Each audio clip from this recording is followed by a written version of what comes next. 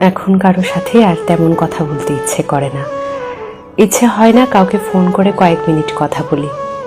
এমনকি কেউ কল করলেও কল ব্যাক করতে মনে থাকে না। মেসেজের রিপ্লাই করতেও ইচ্ছে করে না।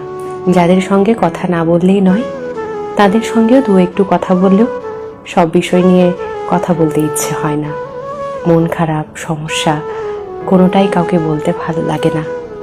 এসবের জন্যে আমি দুঃখিত। শুধু ভালো লাগে সারাদিন নিজের মতন থাকতে। ব্যস্ত থাকি বা না থাকি, তবু নিজের সঙ্গটাই মাত্রাতিরিক্ত প্রিয় হয়ে উঠেছে। যেই সঙ্গীহীনতায় একটা সময় আমার মন খারাপ হতো, মনে হতো আমিই যেন দুনিয়ার সবচেয়ে একলা অসহায় মানুষ। সেই খারাপ লাগা, সে একাকিত্ব আজ যেন সব থেকে বেশি প্রিয় হয়ে উঠেছে। এখন অমুক বন্ধু খোঁজ না নিলেও আর খারাপ লাগে না। কেউ ভুল বুঝলেও নিজেকে আর প্রমাণ করতে ভালো লাগে না। যারা আমার উপর অভিমান রাখেন কিংবা ভুল বোঝেন, আমি দুঃখিত। আমি নিজের ইচ্ছের বিরুদ্ধে কারোর সাথে কথা বা সম্পর্ক কোনোটাই আপাতত রাখতে পারছি না।